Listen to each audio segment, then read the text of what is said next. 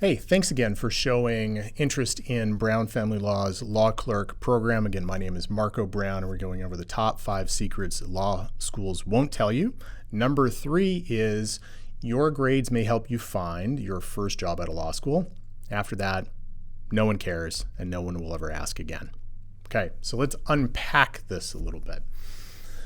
Grades from law school are really a vanity metric that attorneys use in order to establish themselves in the social hierarchy of attorneys.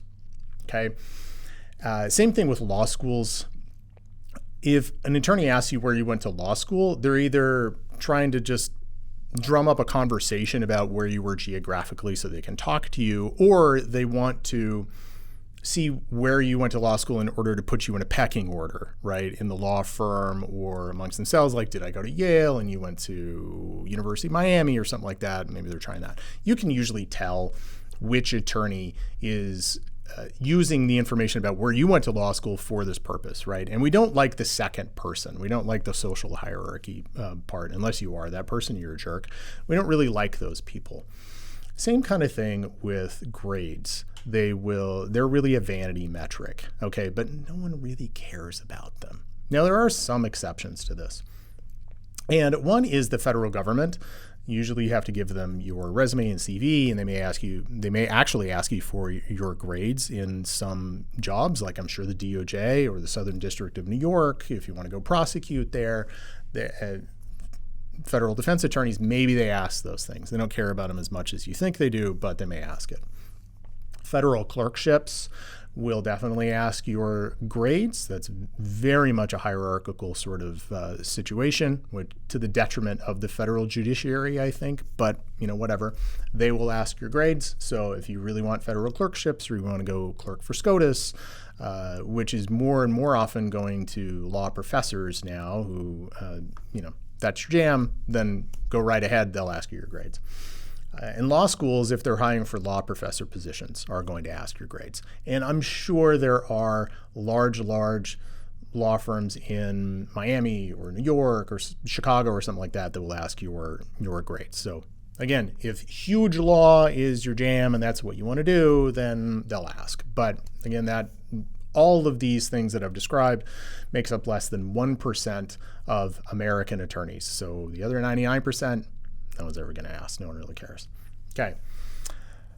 Now, this is not an excuse to do poorly in law school, because there is fairly good research that the amount of money you make and the success in your law career is actually somewhat correlated to your grades in law school. Now, causation isn't correlation and so forth, but you tend to make more money and you tend to do a bit better as an attorney the better your grades are in law school. Now, I tend to think that the reason for this is you've learned how to work as a lawyer. You learn how to think like a lawyer, and you've committed to it. You've learned how to work as a lawyer, and that's going to translate into your career as a lawyer. So this is not an excuse to do poorly in law school. You should do as well in law school as you possibly can, but realize that might help get your first job, and no one else is going to care. And the exceptions, when I said the exceptions, another exception is that first job at a law school. They will very, very often ask you your grades, okay? So that's why I'm saying that the grades may help you get your first job at a law school, but after that, no one is ever going to ask for them again. Okay, clients will never ask you.